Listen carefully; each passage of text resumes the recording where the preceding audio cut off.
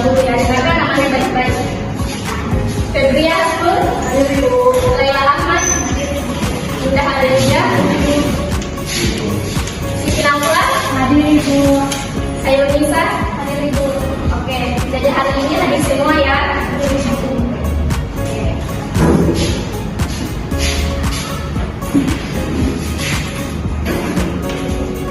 Baiklah, Ibu sebelum melanjutkan ke materi hari ini, Ibu akan sedikit mereview kembali pertemuan kita pekan lalu.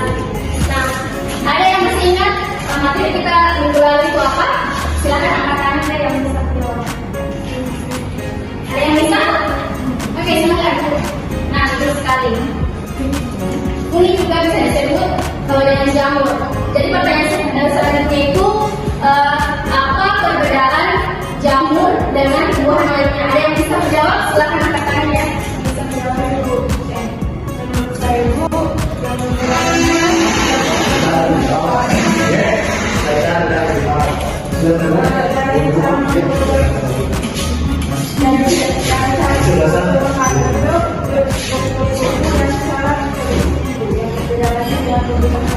nah, ini sekalian dari tentang temanya yang sedang dijawab. Nah, hari ini kita akan lanjut ke materi, tapi sebelum itu Ibu akan memberikan sedikit bayangan terkait materi kita hari ini.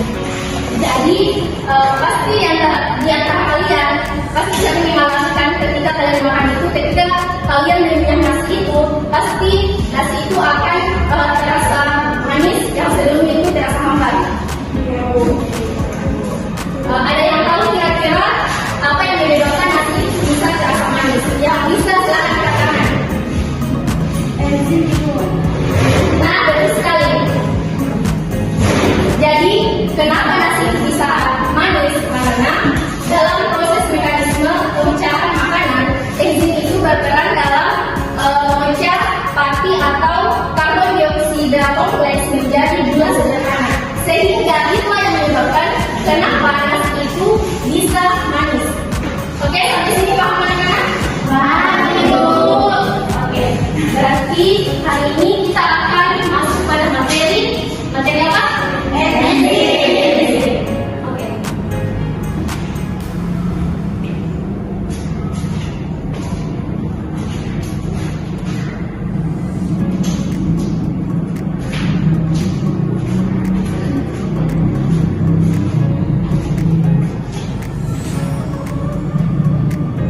Jadi ada tujuan pembelajaran kita hari ini yaitu siswa dapat menjelaskan pengertian enzim, memahami struktur enzim dan mampu menjelaskan cara kerja enzim. Nah, enzim itu secara umum ada dua ya anak-anak. Yang pertama itu enzim itu sendiri. Nah, enzim ini merupakan senyawa yang dapat mempercepat reaksi tetapi tidak mengubah bentuk enzim tersebut. Jadi ini sangat berbeda dengan koenzim. Kalau ini molekul enzim yang memiliki protein, sedangkan pada koenzim ini non protein. Oke, sampai sini jelas anak-anak?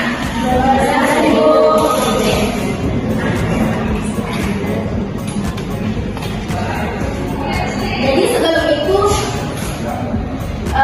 Ibu akan menjelaskan mekanisme kerja enzim.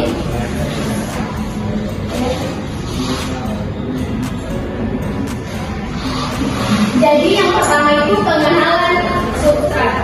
Nah, pada tahap ini si enzim akan mengenal si substrat. Nah, si substrat ini seperti makanan yang ketika kita menggunakan. Nah, si enzim ini tidak akan berpasangan dengan substrat yang tidak sesuai. Nanti Ibu gambarkan ya prosesnya. Kemudian tahap selanjutnya itu pembentukan kompleks enzim. Nah, kan setelah tadi pengenalan substrat dan enzim, maka tahap kedua itu pembentukan kompleks enzim yang dimana enzim dan substrat akan berikatan dengan bantuan dari situs aktif. Nanti Ibu akan gambarkan lebih jelasnya. Kemudian pada tahap ketiga yaitu reaksi katalitik. Nah, disinilah proses kimiawi itu berlangsung. Nah, kemudian pada tahap keempat yaitu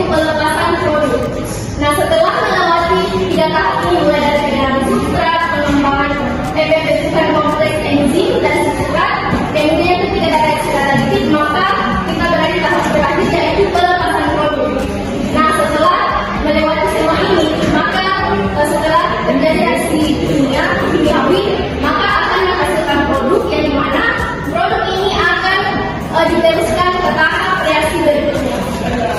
Sampai sini paham anak-anak? Paham Ibu.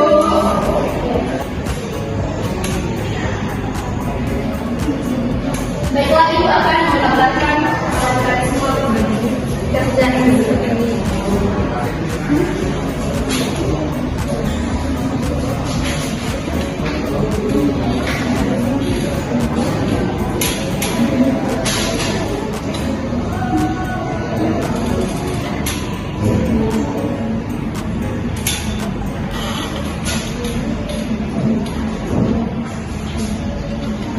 Jadi, mekanisme kerja enzim itu terbagi menjadi dua teori ya. Yang pertama ada yang namanya teori yang pertama itu, mohon maaf itu lupa. Jadi, yang pertama itu ada teori loop and cage.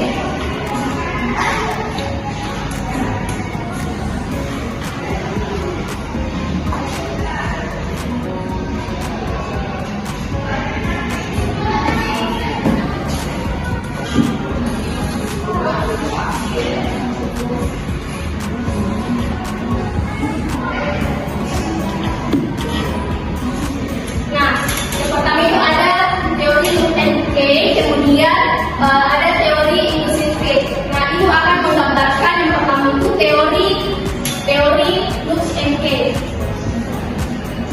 Mohon maaf ya sebelumnya kalau gambar Ibu tidak bagus karena itu tidak terlalu mahir dalam menggambar. Baik, Bu.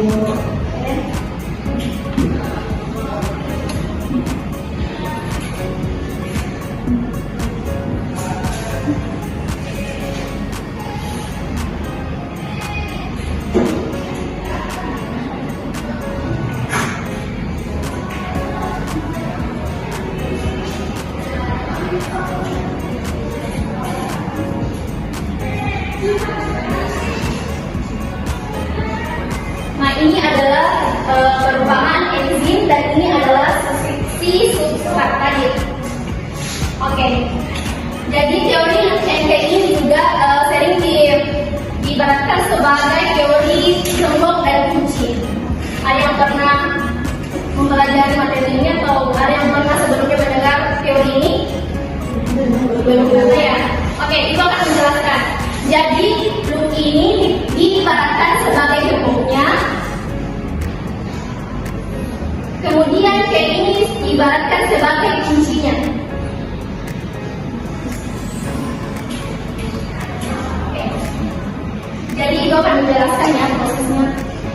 Nah, ini yang kayak serabut atau rambut-rambut halus ini adalah ini yang Ibu tadi jelaskan yaitu situs aktif. Situs aktif. Nah, bisa kita lihat pada teori ini enzim itu sudah menyesuaikan dengan model substrat. Nah, seperti yang Ibu tadi jelaskan bahwa si enzim itu tidak akan berserakan dengan substrat pada teori MK ini. Kemudian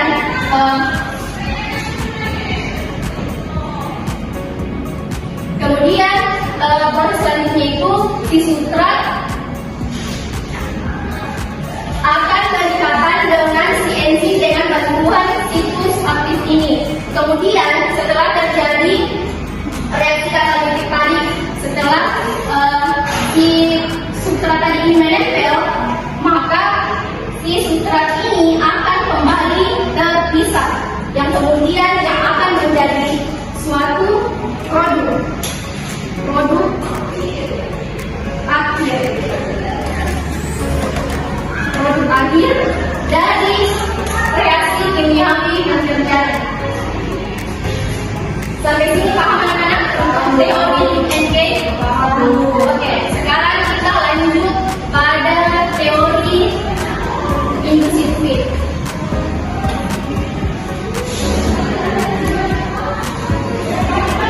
Silakan kita perhatikan ya gambarnya.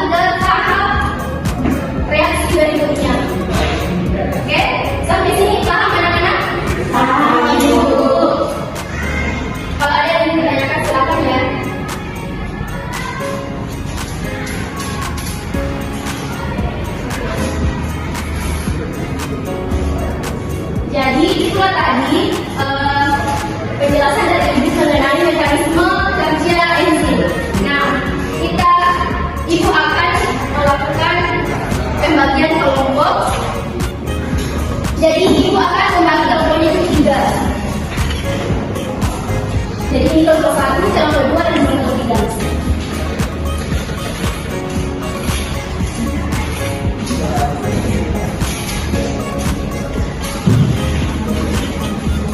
Nah, silakan kerja ya. Ibu kasih waktu selama kurang lebih 5 menit. Jadi masing-masing nanti perwakilan kelompoknya itu mengumpulkan.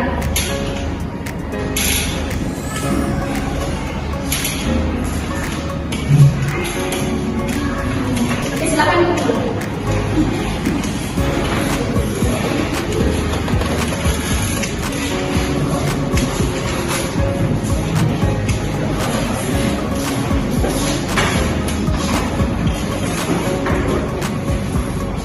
Oke, sebelum kita mengakhiri perkuliahan kita hari ini, Ibu akan mengevaluasi tadi sistemnya itu perebutan ya, jadi yang cepat angkat-angkat itu dia akan mendapatkan poin dengan catatan jawabannya itu tepat ya. Jadi dengarkan baik-baik. Pertanyaan pertama, apa itu enzim? Saya Bu. Ya, silakan. Enzim adalah protein yang berfungsi sebagai katalis dalam reaksi kimia di dalam tubuh makhluk hidup itu.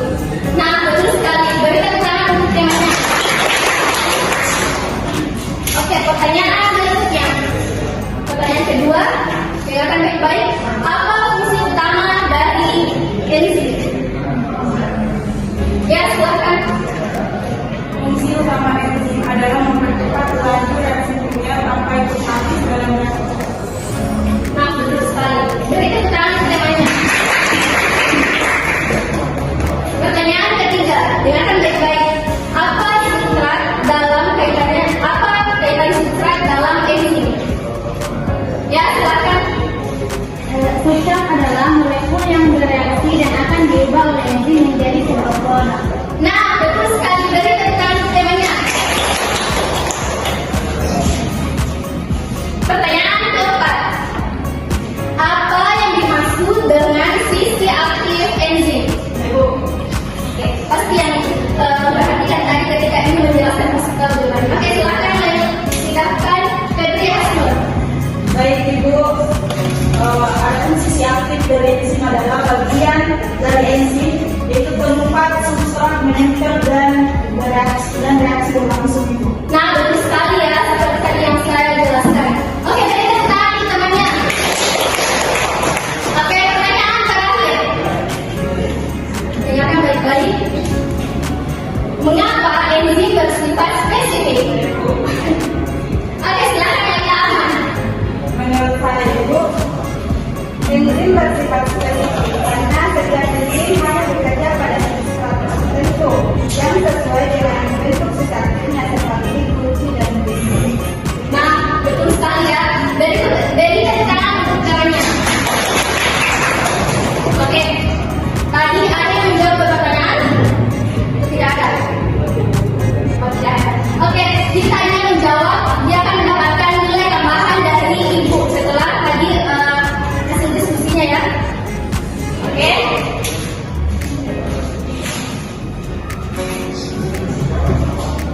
Jadi sebelum kita mengakhiri pertemuan hari ini atau pembelajaran hari ini, silakan kita kelasnya memimpin doa terlebih dahulu. Teman-teman, sebelum kita pulang, mari kita berdoa sesudah belajar. Doa dimulai. Doa selesai. Jadi bisa dimanfaatkan. Semoga apa yang kita pelajari hari ini bermanfaat untuk kalian dan untuk Ibu sendiri.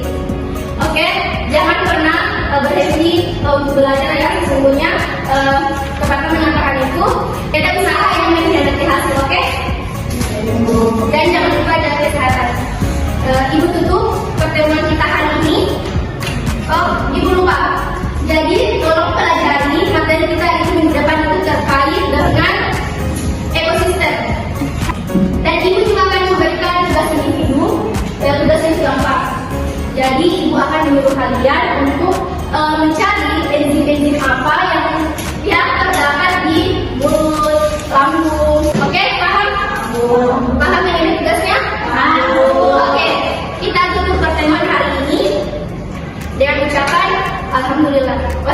Assalamualaikum warahmatullahi wabarakatuh. Waalaikumsalam